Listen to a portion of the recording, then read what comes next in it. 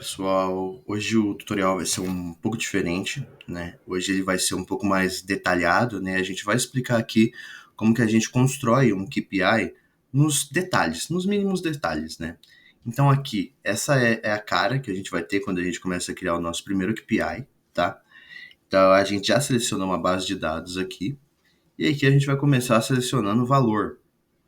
O valor eu gosto de explicar que ele é como se fosse um quantificador de linhas. Então, por exemplo, se você tem uma base de dados com 300 linhas no seu Excel ou na sua base no geral, você pode utilizar o valor para contabilizar isso.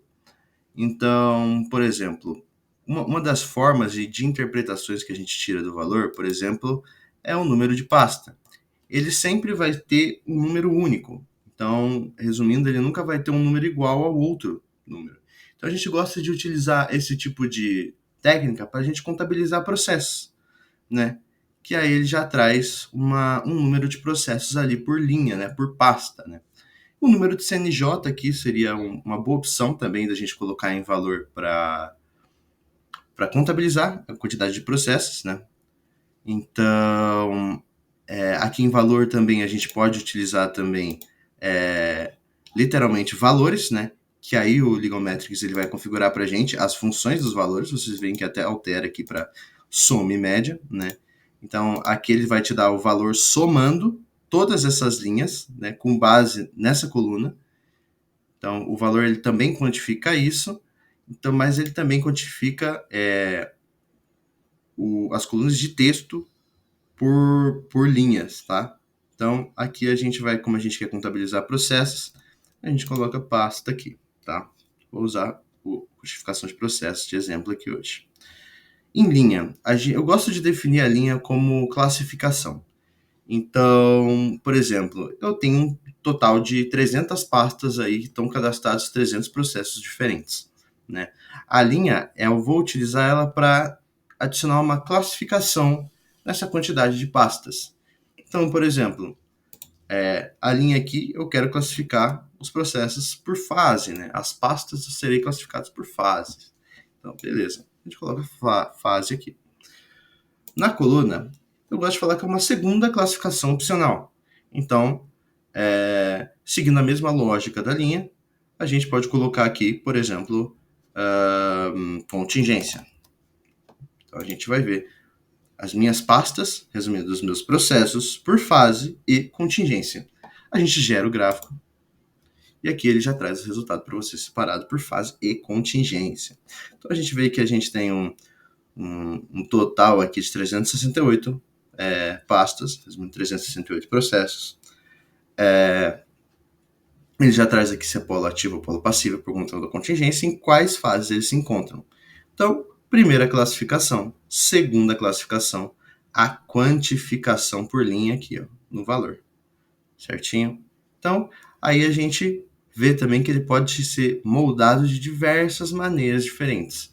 Então, por exemplo, aqui no caso, ele só traz o valor, que é a soma total nesse primeiro gráfico, né? Nesse segundo gráfico, nesse terceiro gráfico de barra aqui, ele traz já definido o que é ativo e o que é passivo e a fase aqui no eixo inferior. Então, a gente já pode observar aqui que ele já traz bem classificado para a gente aqui no gráfico de barras também, tá? Aqui também a gente tem um gráfico de linhas, né, que ele vai trazer aqui diversas linhas diferentes, separando por fase, né, e contingência também.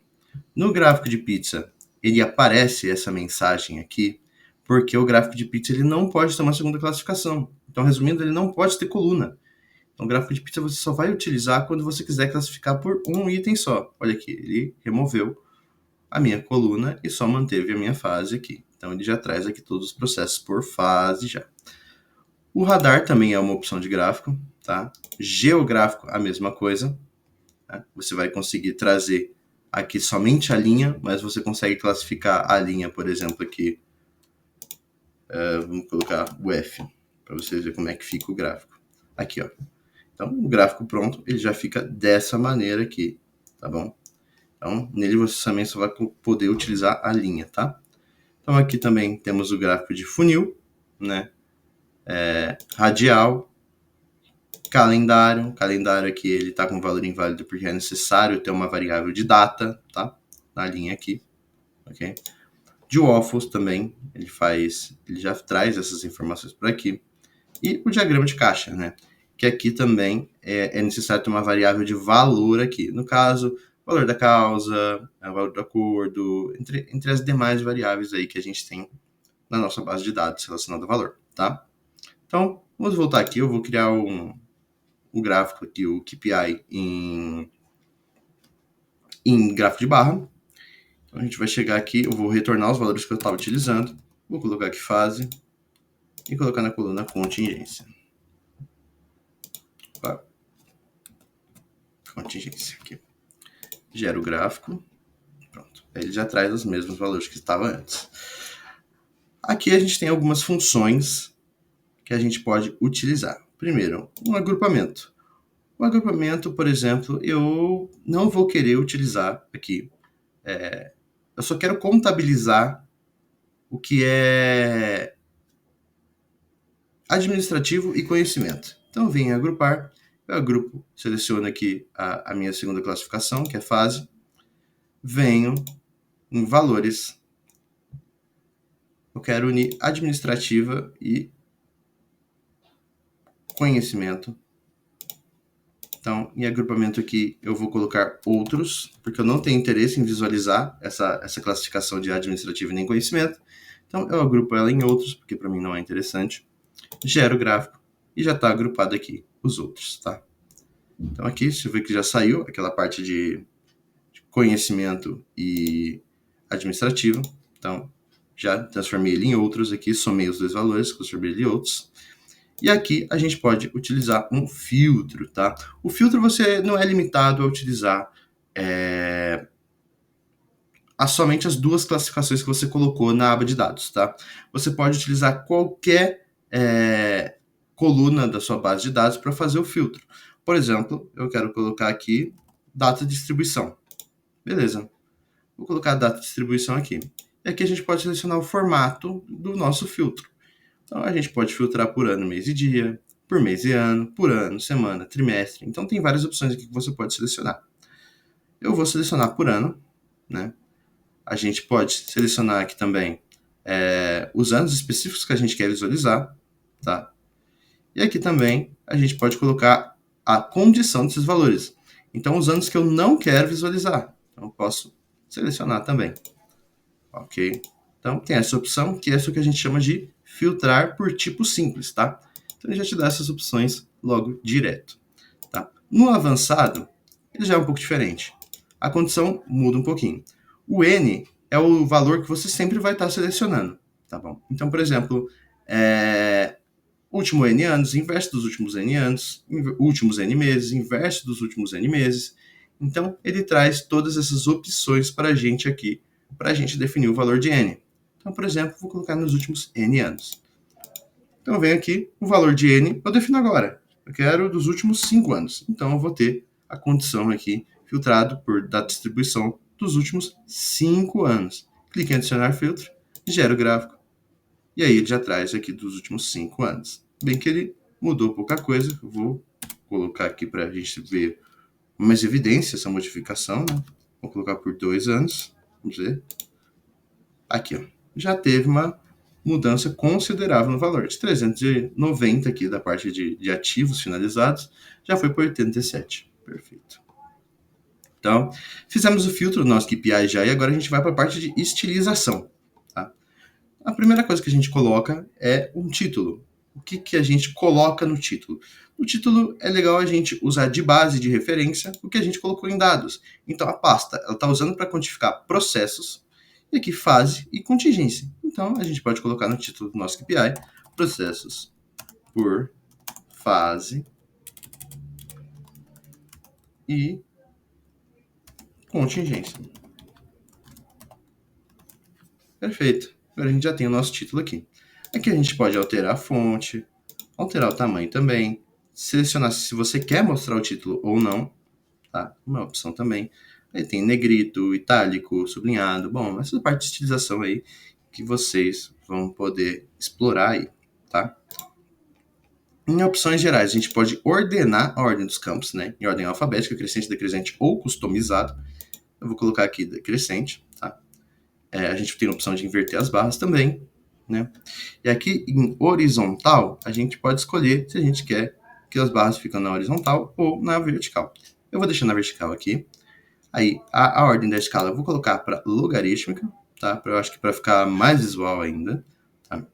Aqui, o tipo de gráfico a gente pode colocar empilhado ou lado a lado. Nesse caso, eu vou deixar o lado a lado, tá? Espaço entre as categorias eu vou aumentar ou diminuir a minha opção. Espaço entre as subcategorias, que é essa diferença aqui de um lado do outro aqui, tá? Vou deixar ela um pouquinho assim, né? Um pouquinho mais distante, não deixar muito colado. Então, o espaço entre as categorias eu vou deixar assim mesmo, vou manter. Superior, vou colocar 30, né? Porque tá bem longe aqui do nosso título. 30 também no inferior, para ficar bem rentezinho aqui o eixo inferior. Na margem à esquerda, eu posso diminuir ela bastante, 20. Ah, mas começou a cortar aqui do nosso lado. Bom, quando começa a cortar do nosso lado, a gente tenta polir isso ou não utilizar isso, até porque eu já estou trazendo os valores aqui no nosso rótulo, né? Então, perfeito. Também temos a opção de colocar percentual, absoluto, né? Percentual global ou categórico, né? Nesse caso eu vou deixar o número absoluto mesmo. Agora, a estilização, que é o arredondamento da borda aqui, o tamanho da borda também eu não vou alterar. Quero alterar as cores, tá? Vou deixar um azul aqui, um pouco mais claro. Um azul um pouco mais claro. Perfeito. Perfeito. E aqui eu vou trazer um pouco mais para esse verde aqui. Beleza. Aqui a gente, claro, a gente já traz aqui a função de degradê. Padrão também já é uma paleta de cores montadas aqui que a gente escolhe. Então você vê aqui que tem diversas opções: pastel, destaque, distinta, espectral, marrom para o verde. Vou até usar uma padrão aqui para a gente de exemplo. Tá? Vou usar aqui esse vermelho e cinza. Não, muito escuro. Vermelho azul. Não alterou muito. Vamos ficar essa com destaque aqui. Perfeito. A gente também pode customizar, tá bom? Então você pode escolher as cores aí do polo ativo e passivo da maneira que você preferir, tá? Vou deixar aqui no padrão. Venho agora na parte de rótulos. Vou manter o rótulo central aqui, tá? A cor do rótulo, ela tá como escura ou clara, que a gente pode escolher, mas eu gosto de customizar e deixar ela branca, tá? Eu gosto de colocar ela branca porque deixa um pouco mais leve aqui. Aqui eu vou aumentar um pouquinho a fonte, que eu acho que está muito pequeno. Acho que 15 é o suficiente. Aqui a gente pode rotacionar, alterar a posição horizontal, posição vertical, adicionar um prefixo, né? Ou um sufixo também. Então, ele dá toda essa opção para a gente na parte de estilização. Tá? A gente pode, se fosse um caso nos dados onde a gente tivesse colocado o valor da causa, a gente poderia aqui colocar em reais, dólares ou euros, tá? E aqui também a gente pode fazer um agrupamento de milhar, milhão e bilhão, tá? Então, são configurações básicas aqui que a gente traz, tá? Então, no eixo aqui, que é a parte que a gente vai limpar mais o nosso gráfico aqui, que ele vem com vários eixos ativados, né? Então, aqui no grid horizontal, que é essa linha, eu vou tirar ela, né? Ela tá usando uma linha ali de referência ali, eu não quero essa linha de referência ali. Eu acho que ela vai ficar muito polindo o gráfico, às vezes pode acabar trazendo mais confusão do que esclarecimento, né? Então, o eixo inferior é o que a gente traz aqui de finalizado e outros, tá? Que é a fase que a gente tem aqui no nosso KPI. Aí tem algumas configurações de quebras de linha, marcação do eixo horizontal, distância do eixo horizontal, rotação do eixo também, tá? Ele traz todas essas opções pra gente. E aí sobre esses numerozinhos aqui, né, que eles também estão usando de referência junto com o grid horizontal, tá? Então aqui eu vou desativar ele, até porque ele já está trazendo pra gente aqui o valor direto aqui no nosso rótulo central, tá? Então vou manter assim. Eu acho que o gráfico já está bem direto, bem polido. Então, perfeito, tá? Que a gente pode também adicionar o rótulo, a mesma coisa que a gente pode adicionar nos demais eixos, tá?